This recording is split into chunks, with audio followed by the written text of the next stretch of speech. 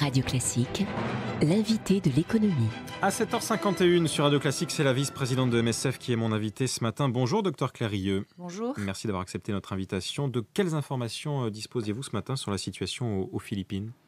Elle est toujours très inquiétante et catastrophique. Nous avons dès samedi envoyé des équipes à Cebu, qui est la ville la plus proche des zones sinistrées dans laquelle on peut atterrir. Et elles ont voyagé cette nuit et devraient arriver à Tacloban pour faire une première évaluation des besoins. Il y a de nombreux membres des équipes qui partent, donc des équipes de médecins, infirmières, logisticiens, mais aussi psychologues, parce que dans ces situations, il y a des traumatismes psychiques importants qu'il faut prendre en charge assez rapidement. Et on envoie 4 cargos qui vont être remplis avec du matériel médical, des médicaments, mais aussi des éléments de première nécessité comme des tentes, des couvertures, des jerrycans, de ce qu'on appelle des kits hygiène, du matériel pour faire un peu la cuisine, donc pour des gens qui n'ont plus rien du tout sur place. Première urgence, donc Tacloban, la ville que vous évoquiez, c'est celle où les Nations Unies estiment qu'il y a peut-être 10 000 morts suite au passage de ce typhon donc, sur les Philippines. Qu'est-ce qui peut être tiré comme leçon du tsunami de 2004 ? Vous étiez d'ailleurs sur place au moment de cette catastrophe climatique qui avait fait plus de 100 000, 150 000 morts en Asie du Sud-Est. Quelles sont les erreurs au fond à ne pas répéter ? Au moment du tsunami, premièrement, c'était une telle catastrophe qu'il y a eu beaucoup plus de morts finalement que de survivants et donc de besoins médicaux. Énormément d'organisations, énormément de fonds alloués, ce qui était vraiment une bonne chose. Ce qui est compliqué sur place, c'est de pouvoir se coordonner avec les autres acteurs. Donc ça peut se faire relativement bien sur un terrain délimité, mais après, à un niveau plus macroscopique, c'est extrêmement difficile. Il faut savoir que les situations évoluent de jour en jour. Nous, Médecins sans frontières, vraiment, on s'attache à faire des évaluations nous-mêmes pour évaluer vraiment les besoins et avoir une idée précise de l'offre de santé qu'on va amener. Il faut savoir que ces besoins évoluent très très vite au fil du temps et au fil de l'arrivée ou pas des acteurs. Vous avez des acteurs qui vont venir sur le long terme, d'autres qui vont venir 15 jours, qui vont repartir. Et ça, c'est extrêmement difficile à coordonner. Bien sûr qu'il faut essayer de se coordonner, mais ça reste quand même des situations difficiles où il y a énormément d'imprévus.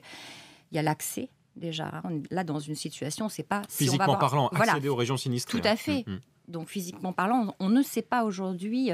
Il faut quand même prévoir. Vous voyez, nous, Médecins sans frontières, on prévoit avec notre expérience à quel type de besoins médicaux on pense répondre. Mais c'est qu'une fois sur place qu'on saura vraiment finement ce qu'il faut faire. Donc, ce sont des situations qui sont quand même difficilement prévisibles et très difficiles. Et alors là, l'accès est d'autant plus difficile que c'est une région insulaire et ça vient quand même beaucoup compliquer les choses. Avec beaucoup d'acteurs donc, qui sont en jeu, l'armée américaine, des ONG, des associations et puis l'État, le régime philippin qui évidemment veut aussi faire de son mieux pour venir en aide aux sinistrés. Hasard total du calendrier, Claire Rieu, c'est aujourd'hui que MSF lance une grande campagne de collecte de dons auprès du grand public. J'ai envie de dire, ça tombe bien, c'est un peu cynique, mais c'est vrai. Oui et non, disons que c'est malheureusement, ça fait partie, ce qui se passe aux Philippines, des exemples qui illustrent les besoins d'argent qu'on a pour fonctionner. Ça illustre aussi notre fonctionnement, dans la mesure où nous avons 95% de nos ressources sont issues de dons privés. Ce qui nous permet, comme on le fait aujourd'hui, de pouvoir agir immédiatement, sans avoir besoin d'attendre des fonds institutionnels ou de faire des campagnes spécifiques d'appel aux dons pour une cause ou pour une autre. Et ça, je crois que c'est une très, très grande force de Médecins sans frontières aujourd'hui. Et c'est une force qu'on veut continuer. Parce qu'effectivement, aujourd'hui, il y a les Philippines qui mobilisent l'attention des médias, mais nous sommes également dans des urgences qui n'en finissent pas, comme la Syrie. Nous avons des crises qui sont moins médiatisées, comme la République centrafricaine ou l'Est de la République démocratique du Congo, et on pourrait en citer. Et toutes ces missions continuent à côté de l'urgence à laquelle nous répondons aujourd'hui. Et nous avons vraiment besoin du soutien de nos donateurs qui a toujours été extraordinaire, parce que ça fait quand même 40 ans qu'on est là et 40 ans qu'on fonctionne majoritairement avec cette générosité publique. Vous espérez lever, entre guillemets, bien sûr, combien d'argent à l'occasion de cette campagne d'automne de MSF ? Écoutez, c'est difficile Ça se chiffre en millions d'euros ? Oui, ça se chiffre en millions d'euros. On aimerait bien, idéalement, arriver à 5 millions d'euros si on pouvait. Voilà, après, on verra bien ce que ça donne. Le contexte est difficile, c'est vrai aussi en France, avec on a cette aussi fronde contre l'impôt qui peut peut-être rendre compliqué ce genre de campagne. Oui, et puis surtout, je pense qu'il y a cette situation de crise générale, et donc c'est beaucoup plus difficile effectivement pour les Français de donner, et que nous, on a eu envie aussi, ça faisait très longtemps qu'on n'avait pas fait de campagne de mobilisation des donateurs, on avait envie d'en refaire une, effectivement pour ces raisons de ressources financières, mais également parce que ça nous paraissait important de recommuniquer avec les donateurs et de leur montrer un peu ce que était devenu Médecins sans frontières au fil du temps. Donc ce sera une campagne où il y aura beaucoup d'interactions entre les donateurs et entre des médecins de terrain.